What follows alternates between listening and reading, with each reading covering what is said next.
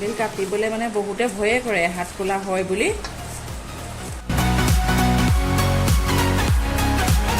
এই চাওক মই কলডিল কাটিলোঁ আৰু মোৰ হাতখনো ক'লা নহ'ল, বগা হৈ থাকিলে।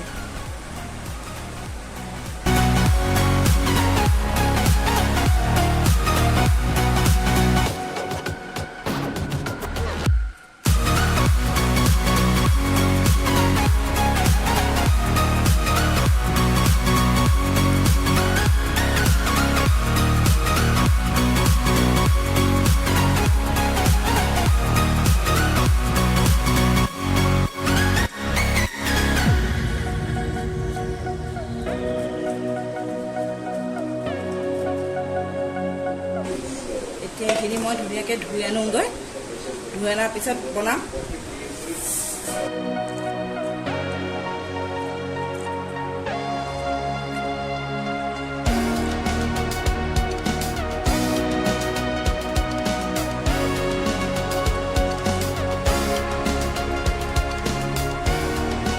কলডিল ভাজি এনেকৈ কোনে বনাই খাই পাইছে জনাবচোন দেই। আজি খুব গৰম পৰিছে, গতিকে মই কলডিলখিনিত আদা নহৰু একো নিদিওঁ। কবি ভাজি কৰা নিচিনাকৈ অকণমান পিঁয়াজ, কম জলকীয়া দুটামান আৰু অকণমান চব্জি মছলা দি পেলাই বনাম। আৰু এইদৰে কেনেকুৱাকৈ কোনে বনায় মোক জনাব দেই।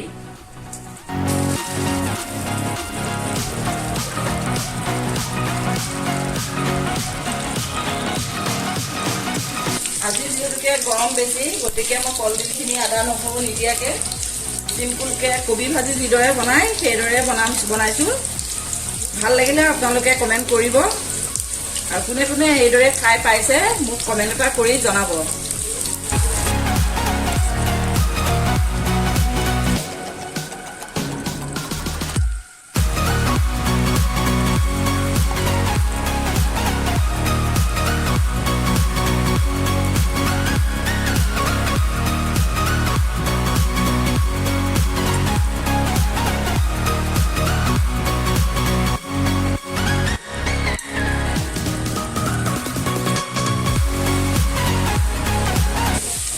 কলডিল কাটিলে হাতত ৰং নধৰা চিক্ৰেটটো মই আপোনালোকক জনাম এদিন দেই।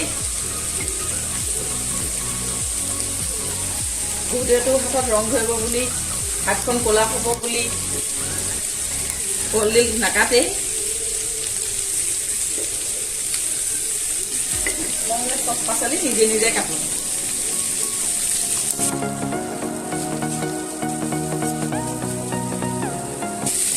নিমখ মই সোৱাদ মতে নিমখ দিলোঁ।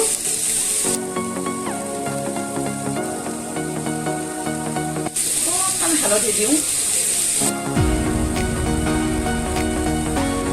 অকণমান চব্জি মছলা পেকেটটো পাই অকণমান এনেকৈ দিওঁ, এইটো চব্জি মছলা। খুব গৰম আজি, গতিকে এইদৰে বনাই খাওঁচোন।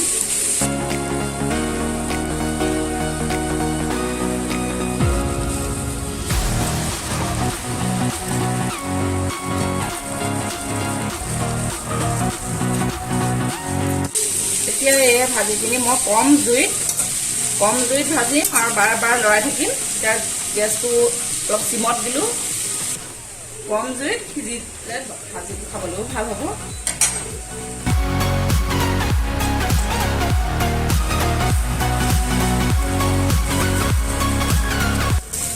এতিয়া বাৰু কোনে কলডিল ভাজি বুলি ক'ব, গোটেইখিনি কবি ভাজি নিচিনাহে হ'ল।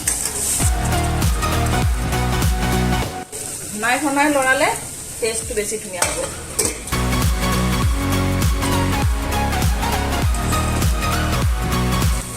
কলডিল ভাজি পানী নিদিয়াকৈ ঘনাই লৰাই থাকিব, তেলতে সিজিবলৈ দিব।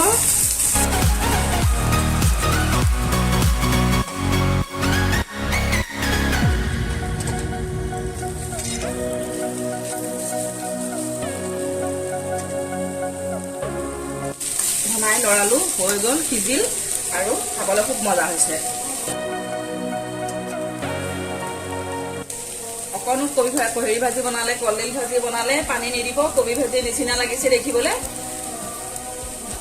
আৰু তেলতে ঘনাই লৰাই